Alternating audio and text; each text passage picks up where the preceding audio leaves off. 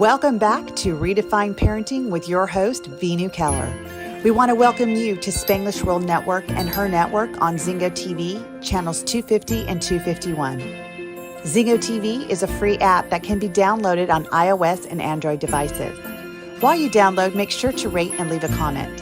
Zingo TV is also available on Google Chromecast, Amazon Fire and Fire Sticks, Roku and Roku Sticks, and all smart TVs 2016 and forward. Redefine Parenting is a revolutionary approach to nurturing our children. Veenu will bring you live experts, transformative insights, and a fresh perspective, all aimed at helping families worldwide truly understand their children. Together, let's give them a childhood they won't have to heal from.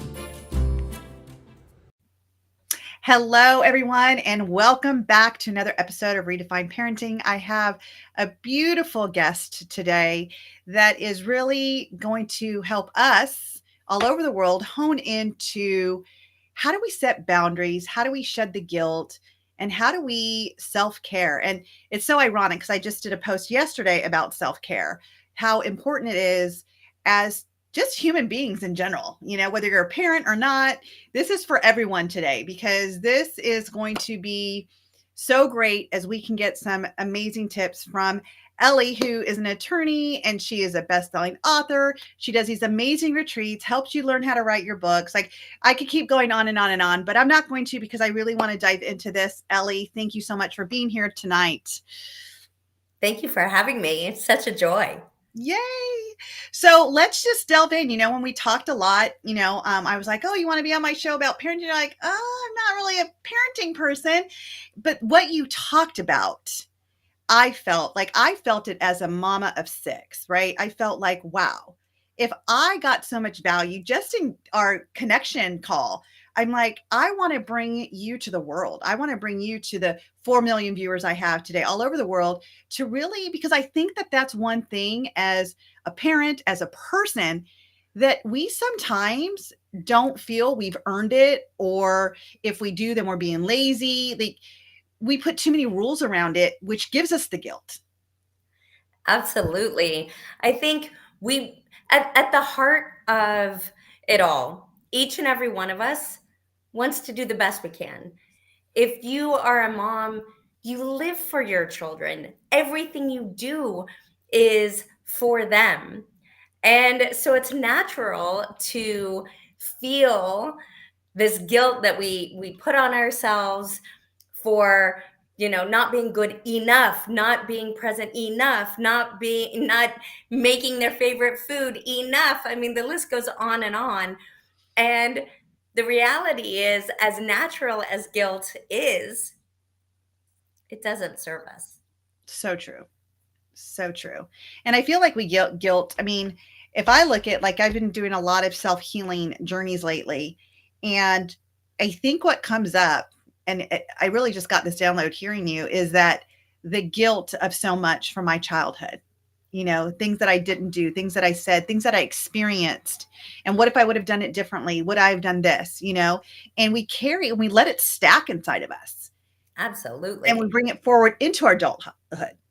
Yeah. And then it's reinforced. It's reinforced by social media. It's reinforced by societal norms. It's reinforced by cultural norms. It's reinforced by what we see our friends doing or how we see our friends living. It's reinforced in TV shows. It's reinforced in the movies. It's reinforced everywhere we look. Of all the things we quote unquote should be doing, or the ways that we should be doing it. And it's all through these external constructs that then just compound with that internal dialogue that we already have. Yes, absolutely. And I love how you said that. I think that, I had this epiphany the other day when I was driving, and it was like, the one thing we can control is the way we feel about things. But the one thing that we try to control is all the external factors to change them that we don't have control over, so they can control how we feel. Yeah. And it's like, it's so backwards. It's so backwards. What if we changed how we feel? Would it change the filters we saw the world through? and we would have less guilt about things. And, the fact that we should have all over ourselves all the time, All the time. which creates all that guilt that we carry. Yeah. If I would have done it this way, I used to say, gosh, if I would have just waited to have my first child till I was like 25, I would have been better. And you know what the fact is? I had him at 20, and I'm so glad I did, because I had the opportunity to really grow with him. Like, he was such a pivotal person, kind of giving me life again, And so, but I carried that guilt for so long. And then to stack on that is that if I did take a day off, like, I worked mental health, which is very daunting. And on a Sunday, I'm like, you know what? I don't want to do anything. I want to stay in my pajamas. I want to watch Lifetime for Women, and I want to do nothing. And my ex-husband would say, oh, it's another lazy day for you, huh? It was so hard for me to ever take a day off after that. Yeah. Like, there was so much guilt that, but I think it goes back to what you say. What are the boundaries? Yeah. How do we define that? So could you share with our listeners, like, what does that really mean? Like, how do we set these boundaries? No is my favorite word. And when we learn to harness the power of no and truly understand that no is a complete sentence. I love it. It is not an invitation for negotiation. It is not an invitation for but. No. No is a complete sentence. And it is one of the most empowering words that you can use, especially when it comes from a place of consciousness, where it's truly you expressing a no versus an autopilot versus saying no because you think you should or because someone told you to. When we're driven by the external, to your point earlier, that's what creates the friction. Because we have no control over anything external. We only have control over the internal, our thoughts, our feelings, our emotions, our decisions. And when we can harness the power of the internal and make conscious choices so that we're only saying yes when it truly resonates, we're saying no when the thing feels depleting, the thing feels exhausting, right? And there are, of course, times where you have true, actual responsibilities, not perceived responsibilities, not the made up stories of, oh, I need to do all these things so that people like me, or so that there's approval, or so that the other parents in the school think I'm an amazing parent. Like, that's all external nonsense. But when you can actually come home to yourself and make aligned decisions for yourself, standing in your power, saying yes when it's a yes and no when it's a no, and then holding that no and not allowing someone to change your no because of guilt or shame or blame or any kind of other external factor that could arise. I love that. And, I'm going to just share, because it's a parenting show, how that translates to parenting. Because I'm going to say, even now, you and I were raised in a different generation, and we were raised in an independent generation, right? Like, where independence, like, we had no choice but to learn how to be independent. Like, that was it. And then I will tell you that to be able to our kids to negotiate, because that's what I'm seeing now, right? Like, this is the era of negotiation. And I love when you said that no is a full sentence, and it's teaching our kids that as well. Yeah. My kids say to me, so, because there was that movie Yes Day, they're like, so do you think we'll ever have a yes day? And I'm like, what if we just had a no day? Because honestly, I think my kids get more yeses because of the negotiation than that staying in that power of no, and not feeling like, well, they're going to think that I'm not a great mom, or their friends' parents are going to think like, well, we let our kids do it. Why isn't she not letting her kids do it? And again, I love what you said. It's staying in an alignment with who you are in your power. Yes. And we Yeah. have different identities, right? Yes. I mean, I'm not just a mom. I'm a speaker, I'm a coach, I'm a friend. I'm a leader, I'm an influencer. And to be able to realize that each identity has its own power and its own alignment. Mhm. I think that is And yes, yes, I love that. Each role, each identity does have its own alignment, and you actually have one life. Mm, You have one vessel. And so I do think it's a little bit of a misnomer when people think, "Oh, I have a professional life and a business life." No. You mm-mm. have one life. You have one chance on this earth. If you are depleted and you are saying yes to all the things that really you want to say no, that creates that internal friction, which is going to spill over into other areas of your life. You'll snap at your kids. You'll be more overwhelmed, more burnt out at work. You'll be less present for your friends and family.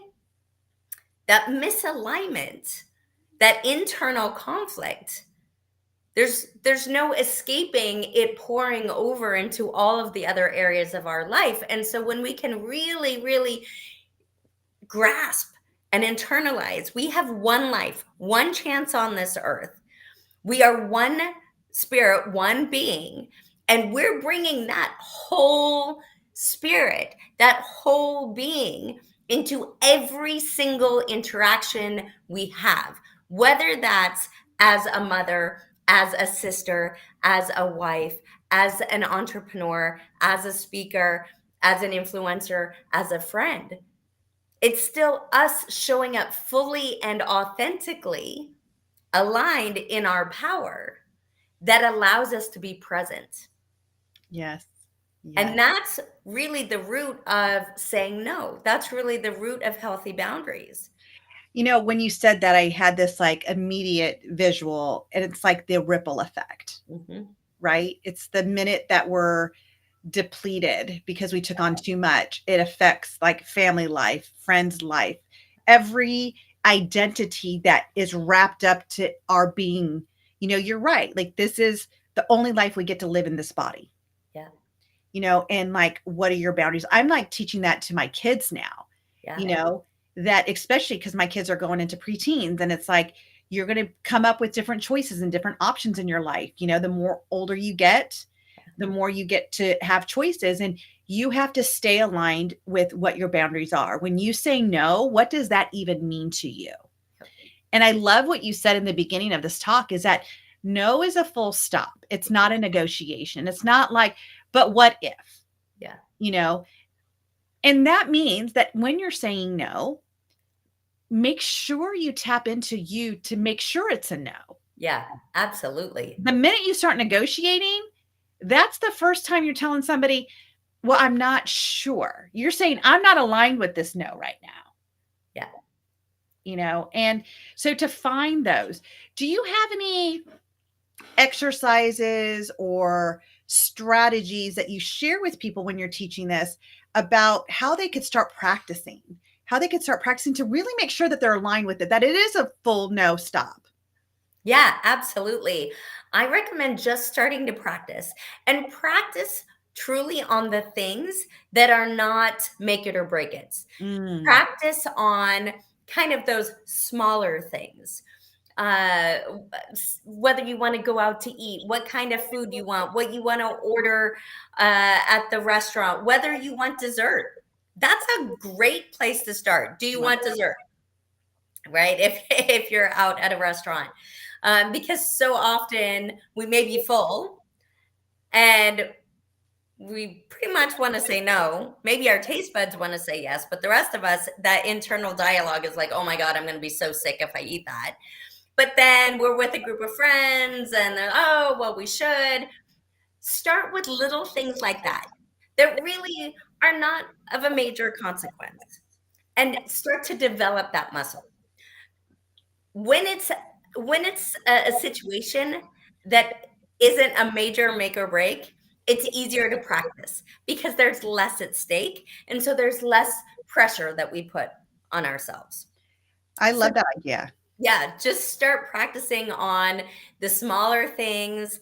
Start practicing that when you say no and your children start to negotiate with you, that you put a stop to that. I love Right? it. I love it. Start leaning into those things, and it will become over time second nature. It will become over time where you're able to, with any decision, immediately tap in. Is this something that I desire? Is this bringing me joy right now? Does this fill my cup? Mm. And from that place, then you can make aligned decision. A great way, once you're tapping into your body, is, does it feel like pressure? Mm. Does it feel like dread? Does it feel like anxiousness? If it does, it's probably not aligned. Oh, I love that. I love how you're bringing it into how does it feel in your body? Yeah. You know, I mean, because it is like, I know, so I don't like to lie. Have I lied? Yes. But I can tell you, I am very much aware when I Mhm. lie because I feel it in my body. Yes. Like I totally feel it in my body. It's a Yeah. very subtle feeling I get. And so I believe it's kind of the same thing. One thing Mhm. I would add to that is as you practice and you become aware of your no, full stop, celebrate it. Acknowledge, like, I Absolutely. just said no to that and I stayed with that, Yeah. and celebrate that. Celebrate you coming into creating that new boundary. Yeah. It's so important. The celebration is also really important because you're going to be modeling actually for your children, for your coworkers, for your friends, what it's like to walk in your power, Yeah. what it's like to walk in alignment.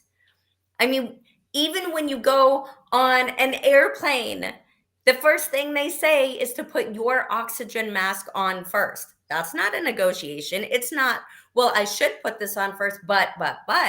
It's like you're no good to anyone, not your children, not your clients, not your coworkers, not your loved ones, not your friends. You are no good to anyone when you are exhausted, depleted, stressed out, anxious, conflicted.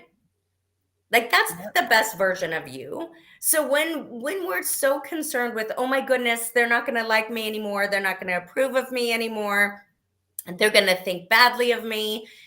Actually, those are the things that are going to happen when you're cranky because you're stressed out and overwhelmed, when you're not making good decisions because you're dehydrated and you haven't, eaten consistently and you're not getting enough rest, and when you're uptight and grumpy because you haven't taken any time to play and to laugh and to do the things that fill you up. It's like creating a self-fulfilling prophecy. All those fears that we try to avoid by people pleasing or saying yes when we don't mean it, or giving to the point of depletion. We just make a self-fulfilling prophecy because that is when all of those things that we fear become reality, Right. right? They don't happen when you're joyful and rested and present and loving and kind and patient. And all of that happens when you have time for yourself to do the things that fill your cup, to eat, to move your body, to hydrate, to sleep, to take care of yourself so that you can show up fully and authentically in the world as you and be present and be centered and be grounded. Yeah. So important. I love all of that. There's so much there. And, again, put on your own mask. And I always tell people, I said, you can't give what you don't have. And Exactly. I said, here's a great example. You can't give someone $1 if you don't have $1 to give them. Yep. That is just layman's terms, right? That's like the easiest way. Because I explain it to kids too. Yeah. My parents want this from me. My parents expect this from me. So what are you doing to care about yourself? Yeah. Well, kids don't even understand self-care. And Yeah. honestly, I don't think we teach it to them because we're so busy in our own life that we're constantly making sure that they're ticking off the boxes of what they need to do Yeah. to grow up to do what they need to do, right? And it's like, no. And I love what you said. We have to model that. Yeah. Model that for our employees, model that for our kids, model that for our spouses, model that for our friends. Yeah. Because we do get depleted, and you're right. And here's the other thing I want to say is that when we're so concerned if people are going to like us, I have yet to meet someone that's joyful, happy, compassionate, empathetic that I don't like. Yep. Exactly.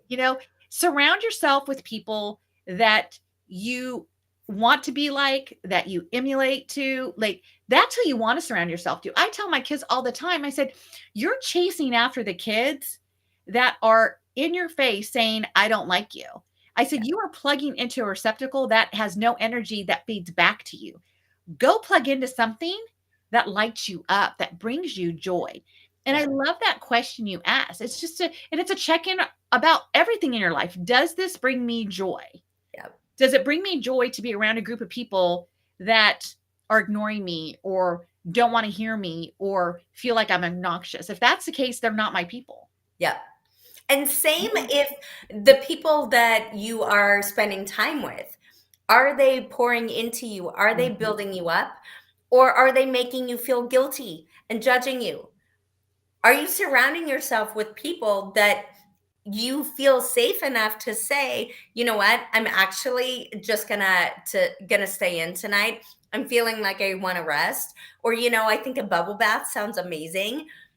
Are they gonna say immediately, that's awesome, enjoy? Or are they gonna say, well, we never see you, and oh great, so you're gonna choose that bubble bath over us? Like, who are you spending time with? Mm, We get to decide to surround ourselves with people that understand the value of putting ourselves at the top of the to-do list. mm, We're so Our daily lives are so filled with the to-do list, and yeah, we're not even on it. I know. And then it's a matter of, oh, I don't have time to work out. I don't have time to get a coffee. I don't have time to go see that movie. I don't have time to go get a massage. We absolutely have time.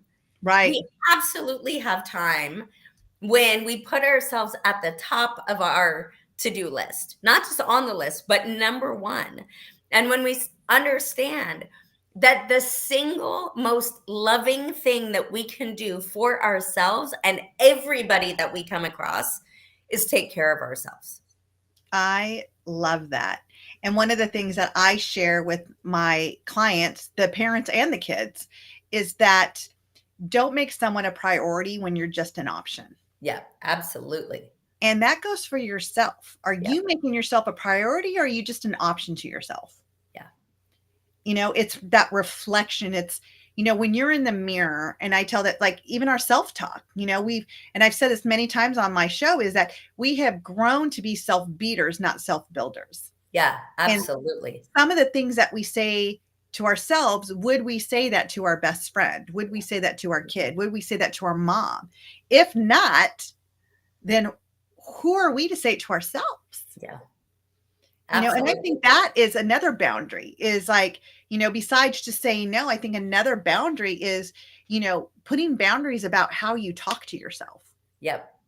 And cultivating practices for that, Mm. right? Cultivating affirmations, cultivating incantations, cultivating practices, and then habit stack them, which is just, multitasking basically, but in a very intentional way.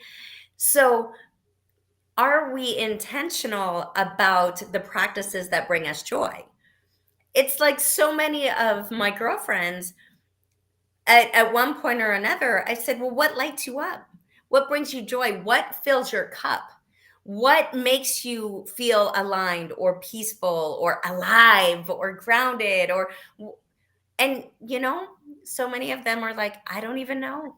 Right. I don't even know. It's been so long since I've gotten to do something for me. And so to all of you out there, if you don't even know, take some time and check in with yourself. What would you love? What Mm, would bring you joy? What would light you up? What would fill your cup? What would be fun? What would make you laugh? yes. And then schedule it. I love all Schedule of it. that. And also, I would just add to that to our listeners is make an inventory of it Yeah. because I might love baths, but tonight's not a bath night. But if I had a whole plethora of things to choose from, what could I choose? Yep. What could I choose to just make sure that every day I'm a priority too? Yep. You And know? there's simple ways to habit stack. So one thing, I love to dance. I love to dance. And so while I'm getting ready in the morning, I put on music that makes me want to move. And so while I'm brushing my teeth, I'm having a dance party at the sink, right? While I'm in the closet figuring out what I'm going to wear, I'm having a little dance party in the closet. It's these little stolen moments of self-care. When I'm making my coffee, I'm going to listen to an audiobook or a podcast or something that lights my soul on fire. And then I'm going to take my coffee and I'm going to go and drink it outside so that I get some nature, I get some sunlight, or I can ground in the grass. But I'm going to spend that time drinking the coffee anyway. So Mm. instead of drinking the coffee at my computer, or instead of drinking the coffee as I'm running around the house, I'm going to take that 3 minutes or 5 minutes and go sit outside, feel the sun on my face, play usually some kind of meditation music or worship music, something that just really speaks to my soul. Mm. And I'm going to take those few moments to be present, to connect, and to really enjoy my coffee. That for me is a ritual. Mm. But it's very easy to then habit stack. Yep. Yep. I like that. I read that in that book, Atomic Habits. Yep. It's easy to create new habits on top of the habits that you already have. Yeah. Add something to a habit that you already have. Like you said, brushing your teeth. That's a habit that you have. So what can you add to that? And then so it creates its own little habit. I've done that with many clients that would procrastinate. We would talk about like, what are the habits that you already have? Could you add studying to one of those? Could you add listening to your instructor's notes again? Like, what could you add and get in a habit of that so you can complete it and you can feel fulfilled and you don't feel that, you failed at it. Yeah. I And you're able to feed your soul, right? With these little moments. I think so often we think, oh my God, we have to spend all day Yes. doing self-care. But in reality, you can have these stolen moments of self-care. The few moments several times throughout the day, doing things you're already doing to start to build the muscle of prioritizing yourself, to start to build the muscle of consistently replenishing your cup, of consistently energizing, of consistently being able to check in and be present. I love that. One of the strategies that I give my clients is set a timer for every hour, every 2 hours. And then, just for 10 seconds, go through a list of what you're grateful for. Yeah. Maybe you're grateful for the call you just got off of. Maybe you're grateful for the guest you just had on your show. Maybe you're grateful for the dinner you're going to have tonight. Like, just get your mind in gratitude and appreciate, and make sure you appreciate one thing about you. Yeah. Not outside of you, but one thing about yourself. And I did this at one time and I had, 4 of my kids with me and we were at, I think we we're at Michael's or Hobby Lobby or something like that. And my alarm went off and they're looking at me. I'm like, okay, let's stop. What are we thankful for right now? And we went around, they're like, are we going to do this in the store? I'm like, we sure are, And so we did. And then like the next hour we were in the car and I'm like, oh, stop, turn down the radio. What are we grateful for? And then we made all the kids do it. And then The next hour we were at home, and one of my girls came to me. She goes, it's been an hour. Are we going to do what we're grateful for? Like, it's so funny how just in that doing it 2 times in a row created something there. Yeah. And again, it's modeling. Yeah. It's modeling. And I'm not just talking about our kids. I'm talking about for everyone around us. You know, because like you said, when you ask your girlfriends or even people today, like, what lights you up? What makes you feel alive? What brings you joy? They're like, I mean, I don't know. What does?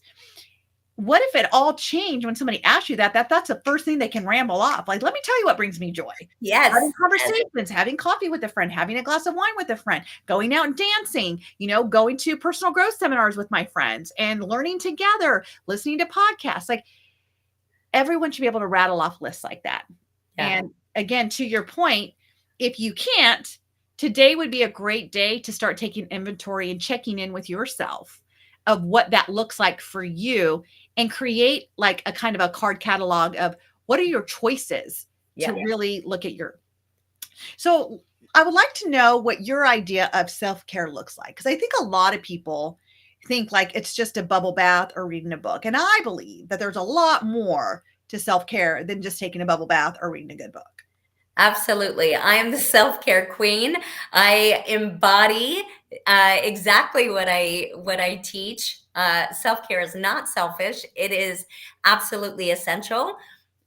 No is my favorite word, as I said earlier. I love to say no to anything and everything that doesn't align and doesn't fuel my soul. And so that's a first filter, because if I'm so busy saying yes to everything, I don't have time to do the things that actually replenish me. I don't have time to do the things that light me up. I don't have time to do self-care if I'm saying yes to everything and everyone. And so I start with no. My morning routine is an absolute non-negotiable for me. I am going to have my little dance parties. I am going to have coffee outside. Coffee is going to be my time. I also go and I do Barry's boot camp, or I do bar 3.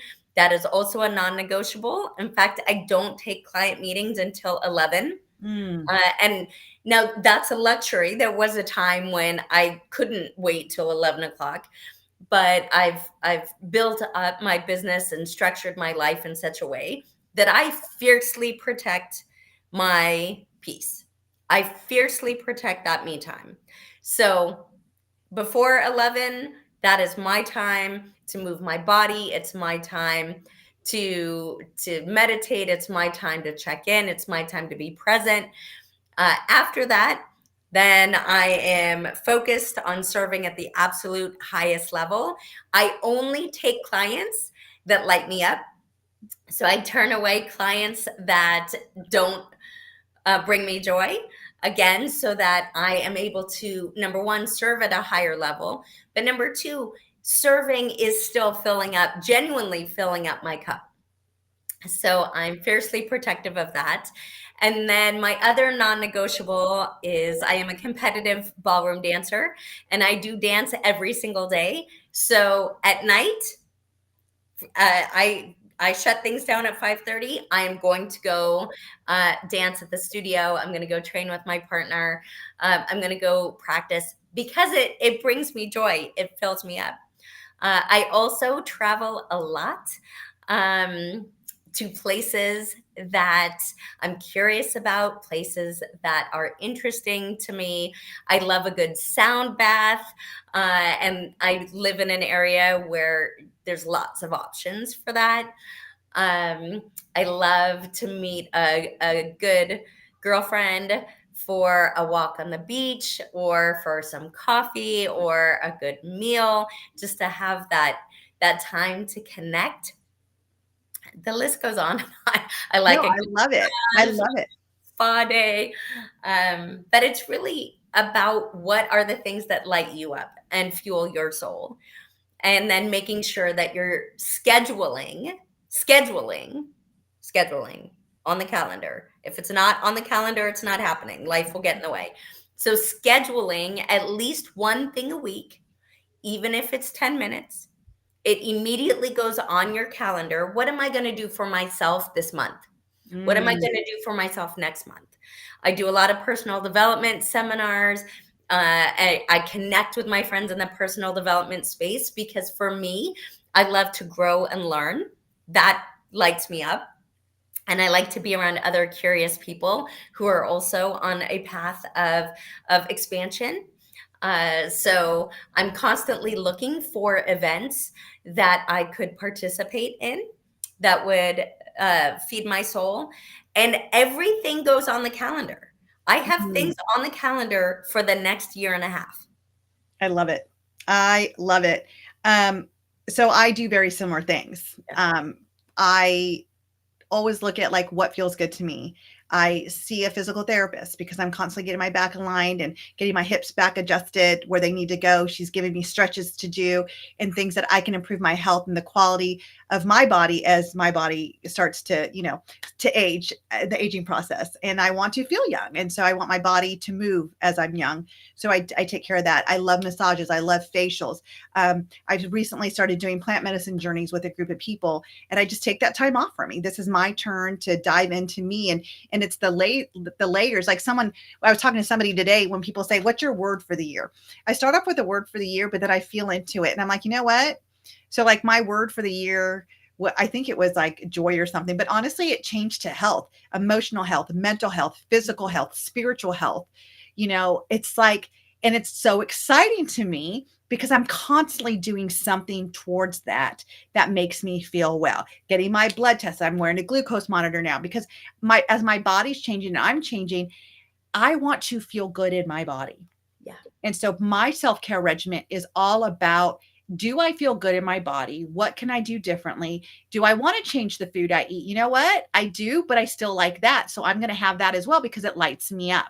It's just in moderation. Part of my self-care also has been learning how to ask. Yeah. I've learned how to ask for things that I want. And instead of negating what I want, thinking I needed to fill everyone else's role, because, if you're saying yes to everyone and everything, you're saying no to yourself. And I used to be a no to myself. I used to say no to myself because I thought, probably like the subject of our talk today, is I felt guilt if someone had to miss out on something. So I rather miss out than you miss out. And what I realized is that I was getting depleted. I wasn't really nice to be around. I was kind of like all the symptoms you said, right? Like I was getting so angry and I couldn't understand, why is this anger in me? Why do I feel like I'm missing out? Because I was so busy saying yes to everybody else and making everybody else happy that I forgot about me. Yeah. And so it's like sitting down, and I really love what you said. Non-negotiable. What are your non-negotiable? I have a morning routine too. My kids know if my bathroom door, and my husband, my bathroom door is shut, unless the house is on fire and I'm going to get burned. don't, don't knock on it. Don't go under the door and say, Mom, can you hear me? If that music is going to my bathroom, because I listen to music every morning too, to the music, like Pink is my favorite artist. I have Pink Station on Pandora. That's all I listen to in the morning. And it lights my day up. Like I'm on fire when I get out of that bathroom. I'm ready to take on the world for that. But I have that boundary, to the point where my kids are like, but I was knocking, and I'm like, oh, I'm sorry. Did I miss the fire department? And they're like, what? And I said, did the fire department come? And they're like, no. I said, then I must have not been in danger. So that's probably why I didn't listen to you, and I do it in a playful way because my intention is not to hurt someone's feelings. Right. But it's also to allow my kids to know this is my me time. Yeah. And it's non-negotiable. Without that me time, I can't be the best for you because I'm only giving you the rest of me. Yeah.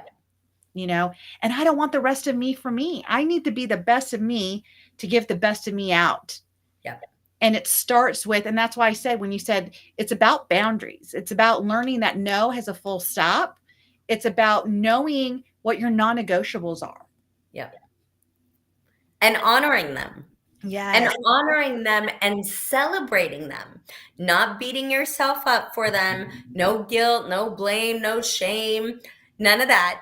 It's truly honoring that you are the priority so that you can show up fully in the world.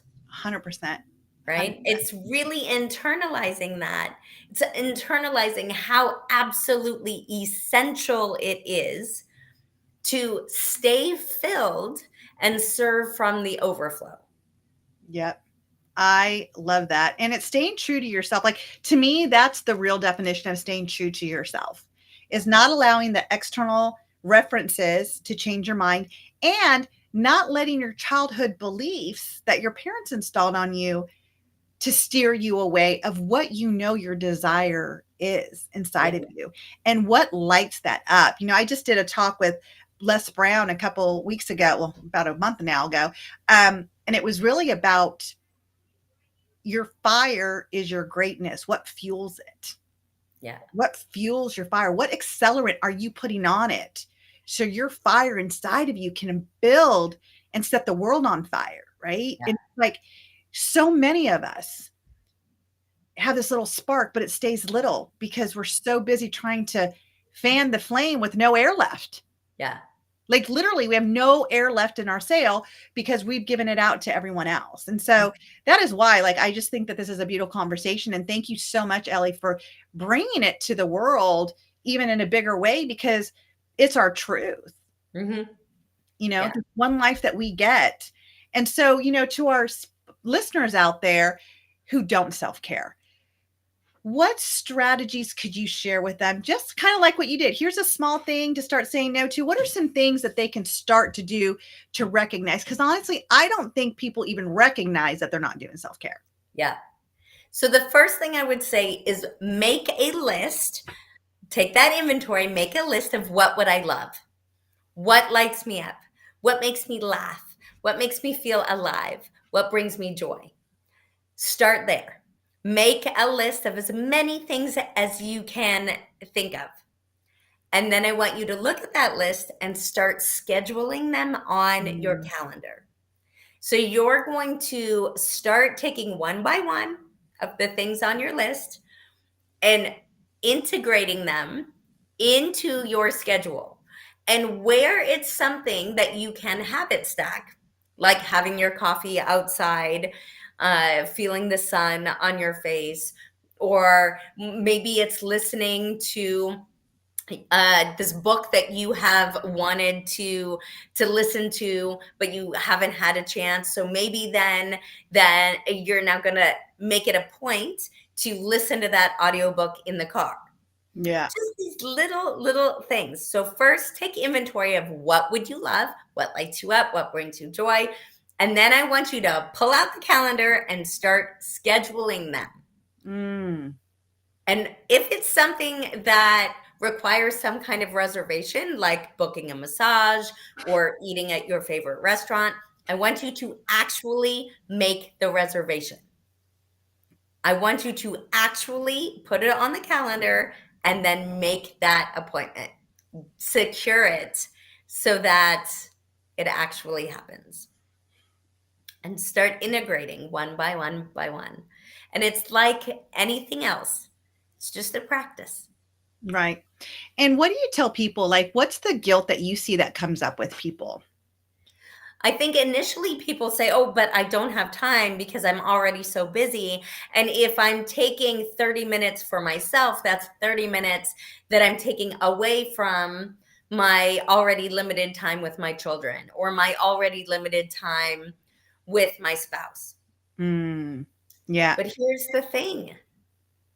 If you're that depleted, that busy, that stressed, you're not present with them.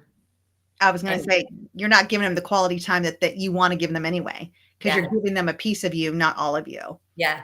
You may physically be there, but mentally, you're not. You're thinking about other things. Emotionally, you're exhausted. People crave presence more than anything. That full, undivided attention where you are truly present with them. And so that can't happen if you're exhausted, overwhelmed, frustrated, angry, resentful, all the things. And so, to each and every person who thinks you don't have time, you can't afford to not make the time. I love You it. have the time. You can't afford to not lean into it. Yeah. One of the things that I tell my parents, because, working with a lot of parents the way I do all over the world, I get it. When you have young kids, they're more demanding, right? You got to bathe them. I mean, my kids are old enough, they bathe themselves. My granddaughter's old enough, she bathes herself now. But there was a time where I needed to schedule their care. And so what I told people is I still found my self-care because my kids also went to bed at 8. Mm-hmm. And so my bedtime then became 10. And that gave me 2 hours to do whatever I wanted for me. Was that have a talk on a phone with a friend I hadn't talked to without interruption? Was that make myself a steak that is just mine, or go eat a dessert without the kids going, can I get a bite? Can I get a bite? Like literally do things just for me and that 2 hours. Yeah. And it really started to help people realize that they had more time than they realized, or get up an hour early. If you got to get everybody up at 7 and you got to get up at 6 to get ready, to get everyone ready, what if you got up at 5:30 and gave yourself a half hour to go have your coffee on your deck and watch the sunrise, and then go. So it's finding the time, because if you want it bad enough, you're going to create it. Just like we did with our kids. We feel like our kids are non-negotiable because they kind of are when we have them in the world. But don't forget you're non-negotiable too, right? Yeah. You have to be able to give your kids the best of you. It starts with you. Yeah. Filling that cup up. So I love, love, love these things. And one of the things that you said that I love is that guilt shows up in different ways. And that's why I asked you that. Mm-hmm. The minute you're making excuses, that's your guilt. Yep. The minute you're procrastinating, that's your guilt. So guilt's not necessarily like, oh, I feel bad. It's also preventing something from happening so you don't feel bad. So guilt, that's why I asked that question, because I want our listeners to realize that guilt shows up in different ways. Yep. And if we know better, we could do better. So look at kind of like just feeding off what you were saying, Ellie, is like, look at where are you making excuses? Where are you saying I don't have time? I don't have money? Like it doesn't cost anything to go walk in your neighborhood. With your ear pods in, listening to a book or listening to some music that lights you up.